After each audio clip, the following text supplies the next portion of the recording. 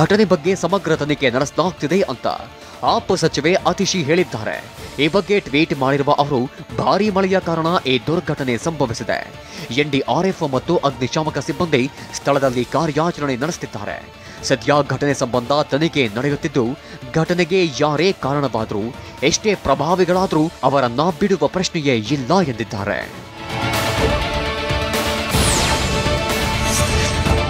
ದೆಹಲಿಯಲ್ಲಿ ಸುರಿಯುತ್ತಿರುವ ಮಳೆ ಜನಜೀವನ ಅಸ್ತವ್ಯಸ್ತಗೊಳಿಸಿದೆ. ಮಳೆ ನಿಂತರೂ ಅವಾಂತರಗಳು ನಿಂತಿಲ್ಲ ಎನ್ನುವಂತೆ ಪ್ರಮುಖ ಪ್ರದೇಶಗಳು ಜಲಾವೃತಗೊಂಡಿದ್ದು, ಜನ ಪರದಾಡ್ತಿದ್ದಾರೆ. ಇಲ್ಲಿನ ಸಿಕಂದರ್ಪುರ್ ಘೋಷಿ ಡಿಎಲ್ಎಫ್ ಪ್ರದೇಶದಲ್ಲಿ ಎಲ್ಲಾ ರಸ್ತೆಗಳು ಜಲಾವೃತಗೊಂಡಿದ್ದು, ಭಾರಿ ಟ್ರಾಫಿಕ್ ಜಾಮ್ ಕೂಡ ಉಂಟಾಗಿದೆ.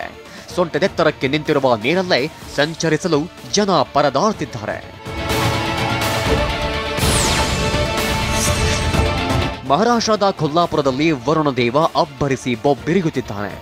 ಭಾರೀ ಮಳೆಯಿಂದ ವಾರಣಾ ನದಿ ಉಕ್ಕಿ ಹರಿಯುತ್ತಿದ್ದು, ದಡದಲ್ಲಿರುವ ಅನೇಕ ಊರುಗಳಿಗೆ ನದಿ ನೀರು ನುಗ್ಗಿದೆ.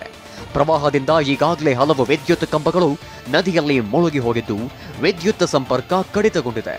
ಇದರ ಜೊತೆಗೆ ನೂರಾರು ಎಕರೆ ಜಮೀನಿಗೆ ನದಿ ನೀರು ನುಗ್ಗಿದ್ದು, ಅನ್ನದಾತ ಕಂಗಾಲಾಗಿದ್ದಾನೆ. ಮಹಾರಾಷ್ಟ್ರದಲ್ಲಿ ಸುರಿಯುತ್ತಿರುವ ಮಳೆ ಜನರ ಬದುಕನ್ನ ಮೋರಾಬಟ್ಟೆ ಮಾಡಿದೆ. ಕೊಲ್ಹಾಪುರದಲ್ಲಿ ಸುರಿದ ಮಳೆಯಿಂದ ಹಲವು ಪ್ರದೇಶಗಳು ಜಲಾವೃತಗೊಂಡಿದ್ದು, ಜನ ಮನೆಯಲ್ಲಿ ಗೃಹ ಬಂಧನಕ್ಕೊಳಗಾಗಿದ್ದಾರೆ.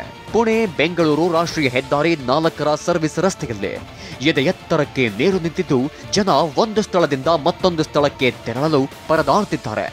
ಇನ್ನು ನಿಂತ ನೀರಲ್ಲೂ ಹಾವುಗಳು ಓಡಾಡ್ತಿದ್ದು, ಜನರನ್ನ ಆತಂಕಕ್ಕೆ ದೂಡಿದೆ.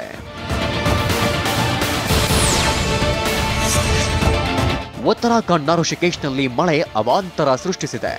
ನಿರಂತರವಾಗಿ ಸುರಿಯುತ್ತಿರುವ ಮಳೆಯಿಂದ ಇಲ್ಲಿನ ಗಂಗಾ ನದಿ ಅಪಾಯದ ಮಟ್ಟ ಮೀರಿ ಹರಿಯುತ್ತಿದೆ.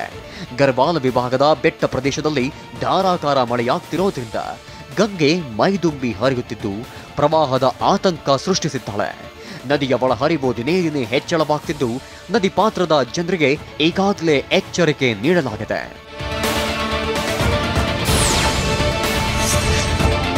ಭಾರೀ ಮಳೆಯಿಂದ ಗುಜರಾತ್ನ ವಡೋದರದಲ್ಲಿ ಮೊಸಳೆಗಳ ಕಾಟ ಶುರುವಾಗಿದೆ.